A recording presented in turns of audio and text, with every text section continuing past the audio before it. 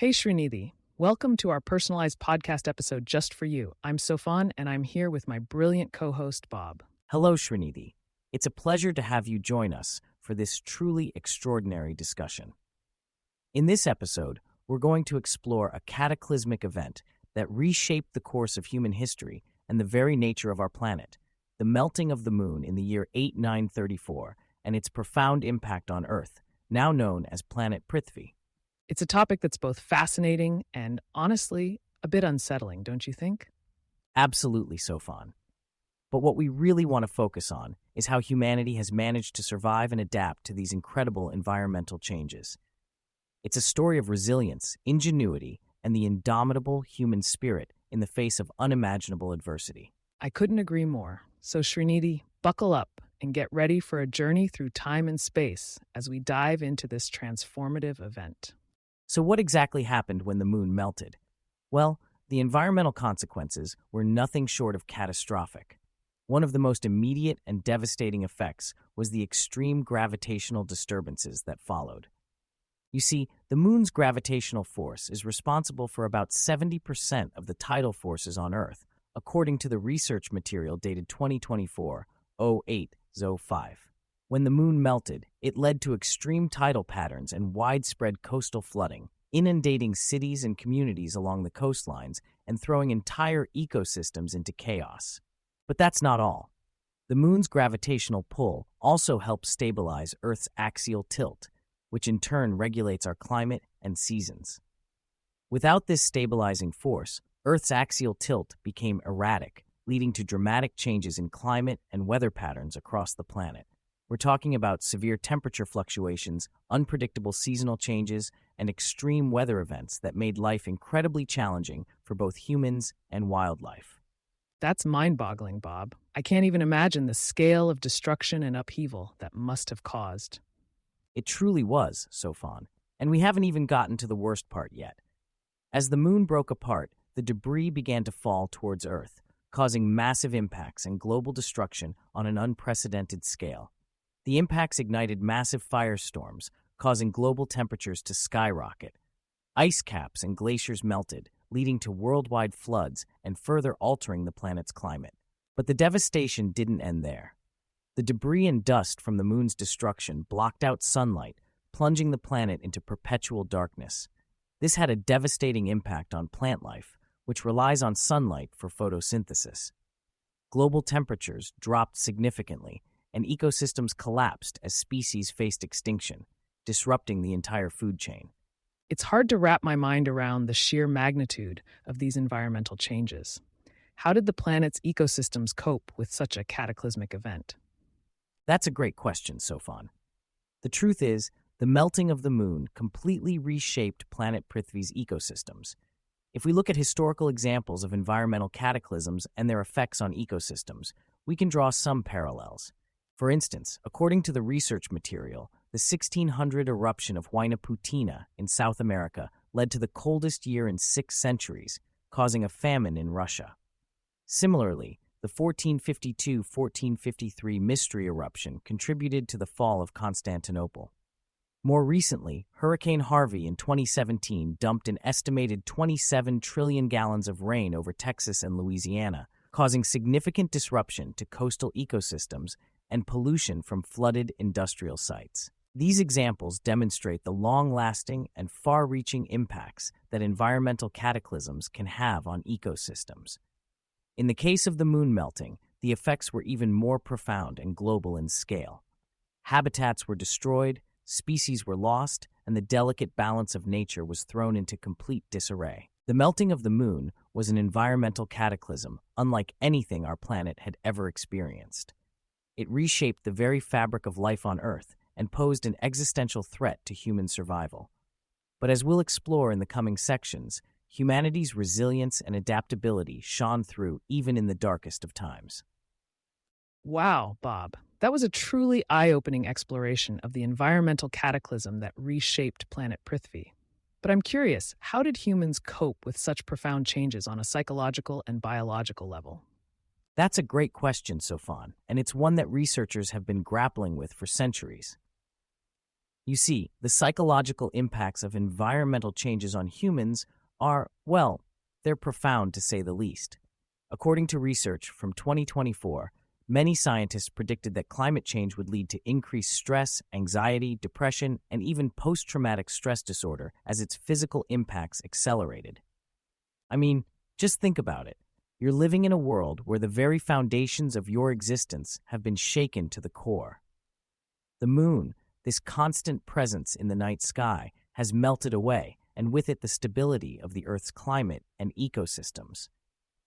It's no wonder that people would experience a heightened sense of anxiety and stress in the face of such uncertainty. But it's not just the immediate psychological effects that we need to consider.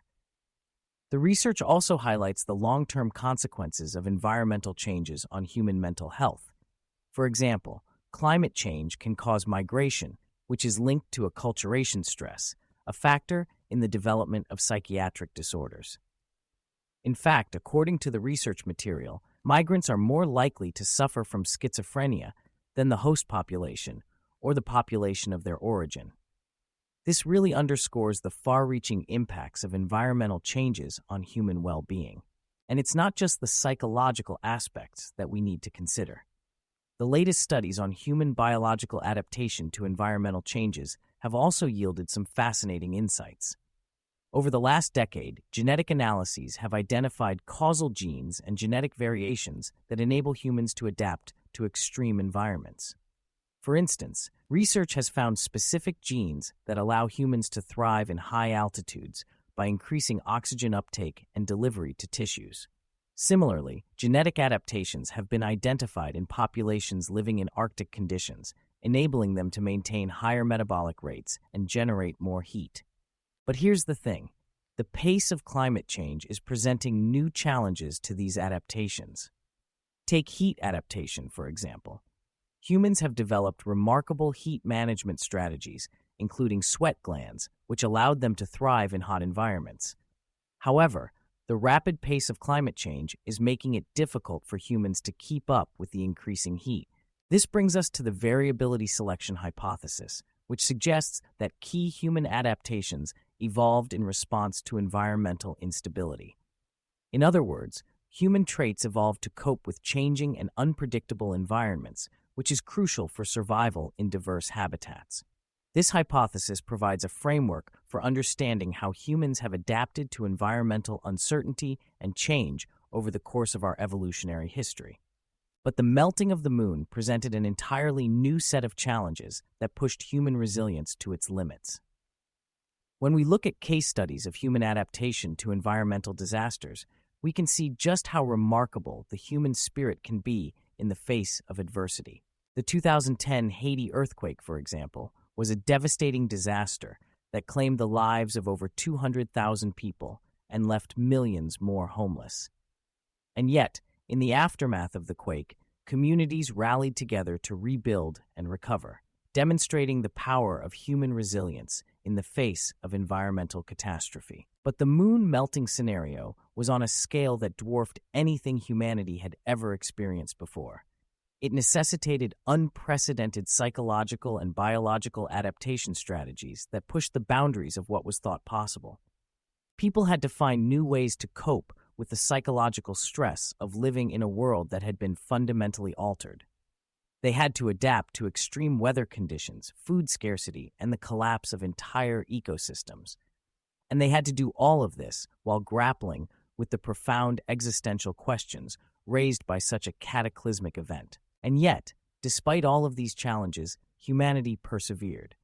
Through a combination of technological innovation, social reorganization, and sheer determination, humans found ways to not just survive, but to thrive in the face of unimaginable adversity. It's a testament to the incredible adaptability and resilience of the human species, and it's a story that continues to inspire us to this day. Because if humanity can survive the melting of the moon, then there's no limit to what we can achieve when we work together and harness the power of our collective ingenuity. Wow, that's mind-blowing, Bob. I mean, the psychological and biological adaptations that humans have undergone in the face of such a cataclysmic event are just incredible. But I'm curious, what kind of technological innovations have emerged to help humans survive in this new environment on planet Prithvi? Oh, that's a great question, Sofan. And it's something I've been really fascinated by, in my research. The melting of the moon presented an unprecedented challenge for human survival, and it necessitated the development of some quite advanced technologies. One of the most critical areas of innovation has been in the development of advanced shelters designed to withstand the extreme weather conditions resulting from the moon's melting. These shelters feature fortified foundations that are securely anchored into the ground using advanced techniques, with heavy-duty concrete and steel providing unparalleled stability and resistance to uplift during powerful winds. And speaking of shelters, another crucial aspect is their ventilation systems. These shelters incorporate scientifically engineered ventilation systems that ensure continuous airflow while maintaining the shelter's integrity against high winds. I mean, can you imagine being cooped up in a shelter for days or even weeks at a time without proper ventilation? It would be suffocating. But perhaps the most impressive feature of these shelters is the core lock anchoring system developed by Valley Storm Shelters. This state-of-the-art technology ensures the shelter remains firmly rooted, providing unmatched protection against high winds and debris. It's a game changer in terms of shelter safety and stability. That's really impressive, Bob. I had no idea that shelter technology had advanced to such a degree. But what about other aspects of human survival, like food and water? How have we managed to sustain ourselves in the absence of a stable natural environment? Ah, that's where biosphere systems come in, Sofan. With the melting of the moon and the subsequent disruption of Earth's ecosystems, it became clear that we needed to find ways to recreate the essential services that nature once provided. According to research from 2024, biosphere systems are critical for supporting human survival by providing things like oxygen production, food production, and water cycling. I mean, think about it. Without plants and algae to photosynthesize and produce oxygen, we'd all suffocate pretty quickly. And without a reliable source of food and clean water, well, let's just say that the human race wouldn't last very long. One of the most fascinating examples of a successful biosphere system is Biosphere 2, a massive facility in Arizona that was originally built to demonstrate the viability of closed ecological systems for supporting human life in outer space. According to the University of Arizona, Biosphere 2 features 7 distinct biome areas, including a rainforest, an ocean, mangrove wetlands, a savanna, a fog desert, an agricultural system, and even a human habitat. From 1991 to 1993, Biosphere 2 successfully sustained 8 humans and approximately 3,800 species of plants and animals for 2 years without any major operational setbacks. That was the longest human life support mission ever completed at the time, surpassing the previous record of 6 months held by Russian researchers in the BIOS 3 experiment. But biosphere systems alone aren't enough to ensure human survival in the post-moon melting world. We've also seen some incredible advancements in other areas of survival technology, like wearable devices that can withstand extreme conditions, AI and IoT systems for climate adaptation, and green agriculture techniques that enhance resource efficiency and reduce environmental impact. Take precision agriculture, for example. This innovative approach uses technologies like soil moisture sensors, GPS-guided tractors, and drone-based crop monitoring to optimize resource use and improve crop yields. By collecting and analyzing data on things like nutrient levels and weather patterns, farmers can make more informed decisions about when to plant, irrigate, and harvest their crops, leading to higher yields and lower environmental impact. And then there's the role of AI and IoT in climate adaptation. These technologies enhance data collection and analysis, enabling more effective responses to climate challenges. For instance, AI algorithms can predict weather patterns and optimize irrigation schedules, while IoT devices monitor soil conditions in real time. It's a powerful combination that helps us adapt to the changing environment on planet Prithvi. But perhaps one of the most exciting areas of innovation is in the field of circular economy initiatives. The idea behind the circular economy is to close the loop on resource consumption by transforming discarded materials into innovative new products. And in the context of planet Prithvi, this approach has become absolutely essential for conserving limited resources and reducing waste. According to research from 2024, the plastic circular economy is poised to become a reality in the near future, with new technologies enabling the recycling of plastics into high-quality materials that can be used in a wide range of applications. This approach aims to reduce waste and conserve fossil fuels, which is crucial for addressing the environmental challenges posed by the moon melting scenario.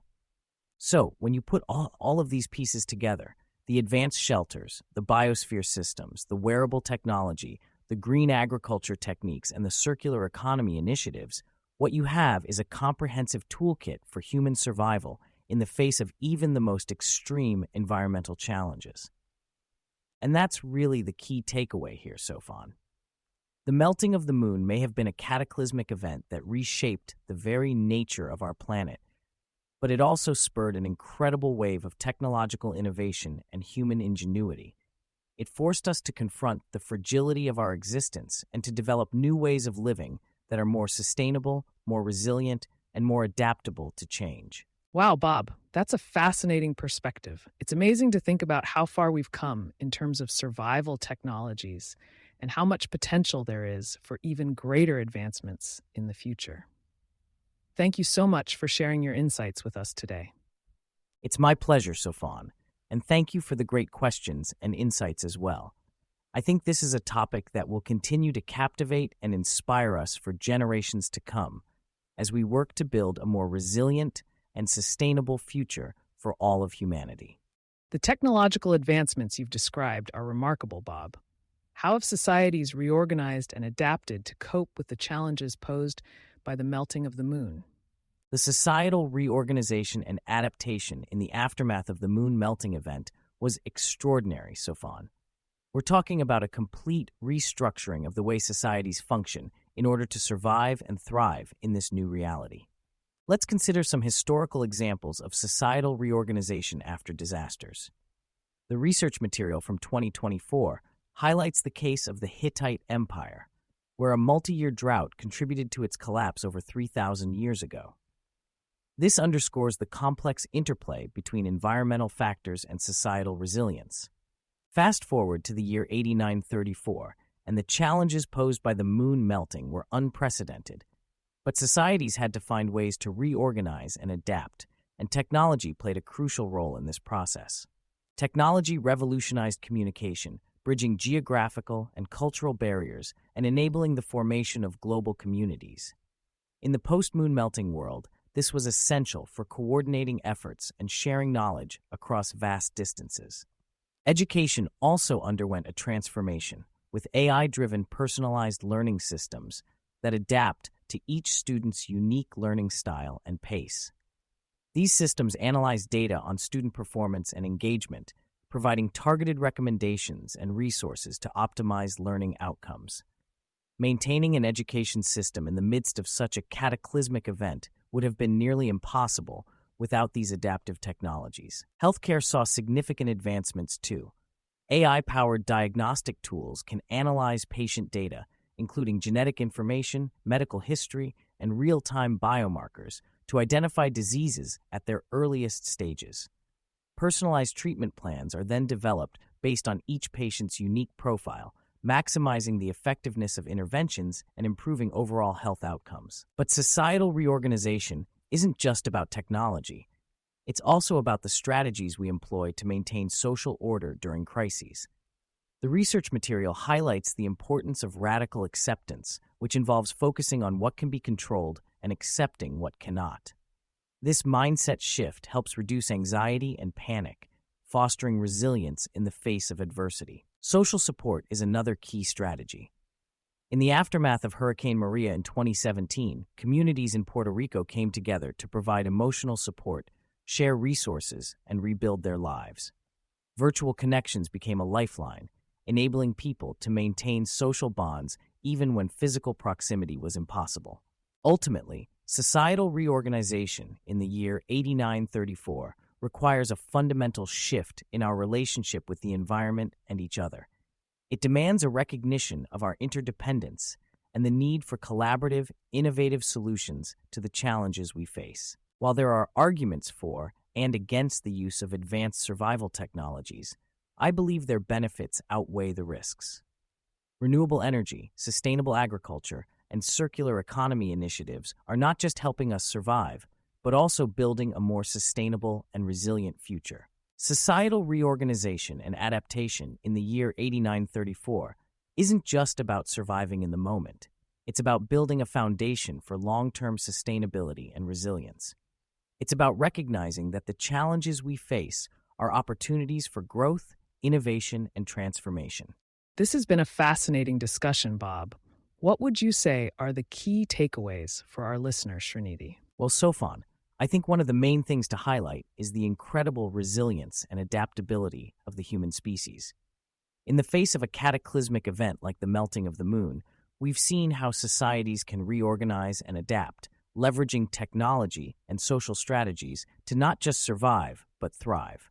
From the development of advanced AI systems for education and healthcare to the power of community support and radical acceptance, humans have demonstrated a remarkable capacity to navigate even the most extreme challenges. Of course, it hasn't been an easy journey. The societal transformations we've discussed have required immense effort, collaboration, and innovation. But I think that's what gives me hope for the future. As we look ahead, the potential for further advancements in areas like renewable energy, sustainable agriculture, and space exploration is truly exciting. These technologies could not only ensure our long-term survival, but also fundamentally transform our relationship with the planet and each other. But technology alone is not enough. As we've seen, societal adaptation requires a holistic approach that takes into account the complex interplay between technological innovation, social and cultural factors, and our relationship with the environment. So my message to Srinidhi and to all of us is this. The challenges we face in the wake of the moon melting event are not insurmountable, but they do require us to embrace a spirit of collaboration, innovation, and resilience. They require us to recognize that our survival and well-being are intimately connected to the health and sustainability of the world around us. If we can do that, if we can work together to build a society that is more sustainable, more equitable, and more resilient, then I believe we can not only survive, but thrive in the face of any challenge that comes our way. Those are truly inspiring words, Bob. Thank you for sharing your insights with us today. It's been my pleasure, Sofan. I hope that our discussion has offered some valuable perspectives for Srinidhi and for anyone else who might be grappling with these complex issues. And that brings us to the end of our personalized podcast episode. Srinidhi, we hope you found this exploration of societal adaptation and human resilience in the year 8934 thought-provoking and informative. If you've enjoyed this episode, please consider sharing it with a friend who might also find it valuable. Your support means the world to us. Until next time, this is Sofan and Bob signing off. Remember, the future is what we make of it, together.